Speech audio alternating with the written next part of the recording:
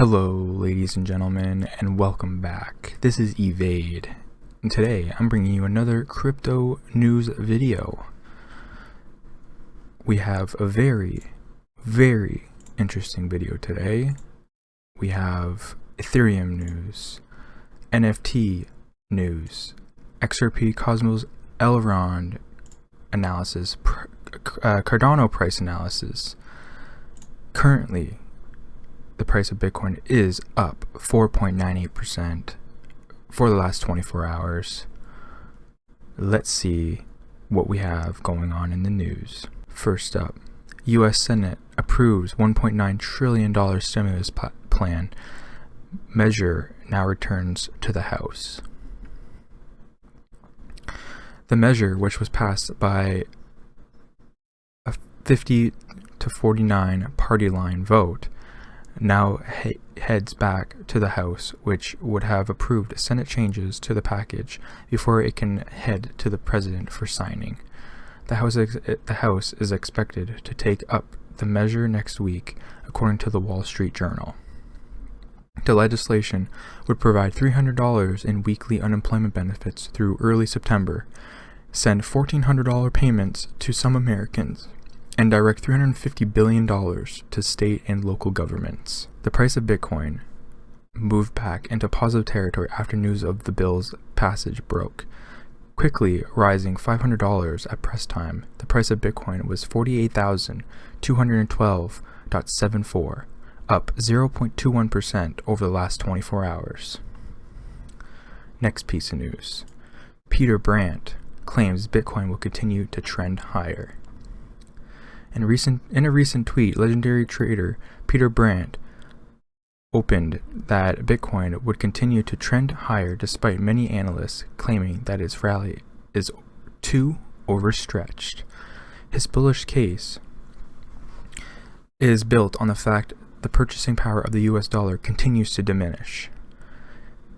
Brandt is also convinced that both US equities and commodities will continue to appreciate in fiat terms for the same reason. Here's a little chart. As the stimulus bill was approved, Bitcoin is starting to go higher as people are most likely afraid of inflation and the dollar being devalued. Next piece of news. Software firm Meitu buys $22 million of Ethereum and $17.9 million worth of Bitcoin for its treasury. Cayman Islands Incorporated Meitu said it bought 15,000 Ethereum and 379.1 Bitcoin in open market transactions on March 5th.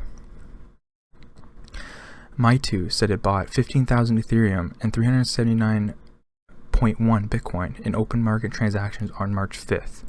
The purchase were under the terms of a previously board-approved cryptocurrency investment plan that allows the company to put up to $100 million of crypto financed by cash reserves other than any remaining proceeds from Meitu's 2016 IPO.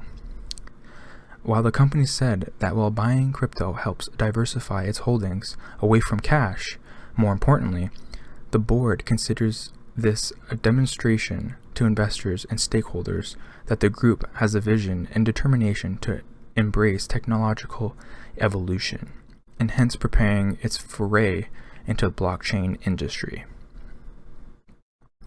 The company said it's evaluating the feasibility of integrating blockchain tech into its overseas business, including launching Ethereum-based dApps. Ethereum is the native token of the Ethereum blockchain. It's also evaluating potential investments in blockchain-based projects, many of which accept Ethereum as consideration for investment. Very interesting. Next piece of news. Ethereum's EIP 1559 fee market overhaul greenlit for July. A large majority of Ethereum miners are against the proposal, but that hasn't stopped developers from scheduling the upgrade for July. One of the most significant and continuous alterations alterations, to the Ethereum blockchain in recent memory is now scheduled for inclusion into its codebase. Ethereum improved proposal EIP 1559 will be packaged with the London hard fork this coming July, regardless of mining industry's discontent with the proposal. According to all core developers called Friday, at least 5 other EIPs are likely to join EIP 1559 in London. Indeed, Ethereum mining has been a particularly lucrative business of late. Total mining revenue surpassed a record $1.3 billion in February, with some 50% coming from fees alone. According to Coinmetrics, an increase in both the price of Ether and transaction fees has introduced a wave of new hash power to the network, which is more than double that of a year ago. That's pretty much it for that news. I mean, Ethereum's trying to get an update. I think we've been waiting for an Ethereum update for quite a while now, so it's about time. NFT hype surpassed ICO's 2018 peak in USA. NFT craze surpassing ICO madness. Those who have been here long enough are aware of how crazy the market was back in the second half of 2017 and early 2018. Major cryptocurrencies were booming, but that's not what made the market mad. Initial coin offerings, also known as ICOs, were all the rage. Random projects would write a white paper and put up a quick template-based website promising to develop yet another piece of revolutionary blockchain technology and ask money from investors in exchange for their native token, or coin, their native coin. The wide majority of these coins were issued on Ethereum's ERC20 protocol standard. Investors would flood the market, buying the next big thing. After the next big thing, the coin would then get listed on an exchange, Moon, and investors would profit. At least those who sold did manage to realize some profit. Those who bought in the promises, well, most of them, are probably still holding their bags.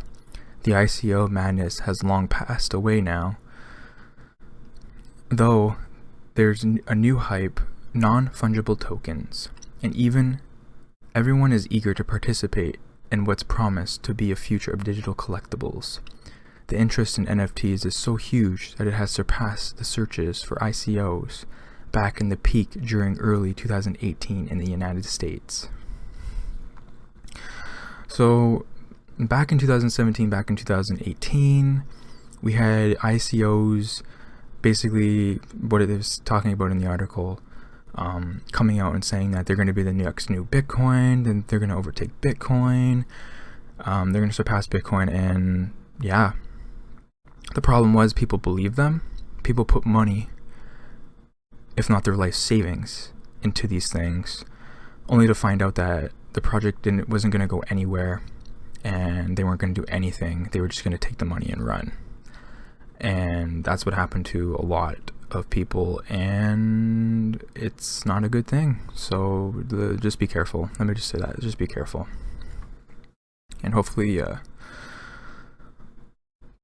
just make sure you end up doing your research before you put money into things. That's all I have to say.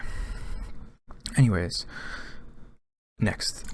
XRP, Cosmos, Elrond, price analysis, 7th of March. By the way, today is March the 7th. So, yeah. Happy March the 7th, everybody.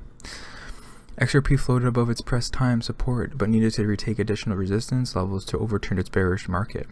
Atom reflected a consolidated market as the price moved within a fixed channel, while Elrond traded within an ascending channel after a bounce back from the $100 mark. XRP was still at the nascent stage of recovery. Excuse me. As the bulls barely held on to 0.46 cent level after flipping it to support, weekly gains of over 10% highlighted the bounce back from 40 cents. support as XRP rose steadily on the 4-hour time frame. Nevertheless, subtle challenges awaited the bulls. Moving forward, the first was to overcome bearish sentiment in the market set by the 200-day SMA green crossing above the 50 SMA blue. Here's a chart right here, if you can see.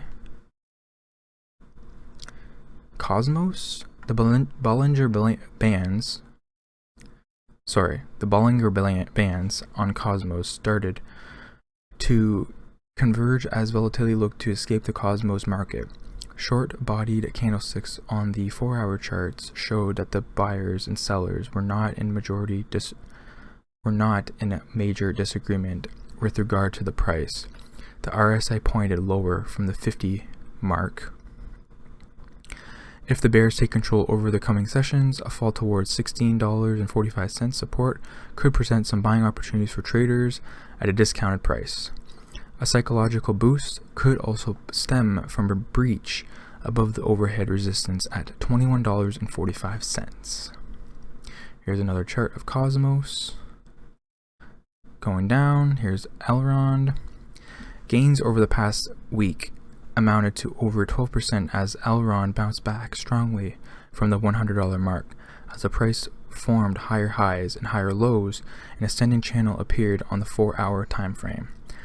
The indicators tilted in the favor of the bulls at press time, but a break outside the channel seemed unlikely.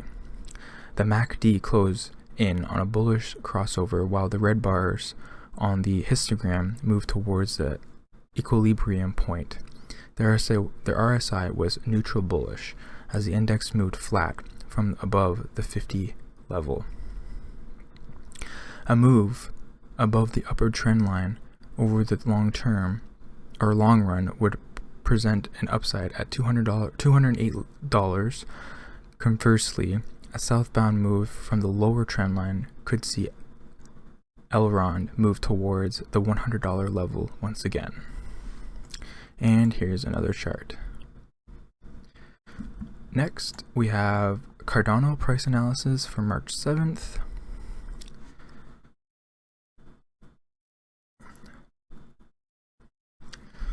The cryptocurrency market has been consistently forming crusts and troughs as it strives towards stability.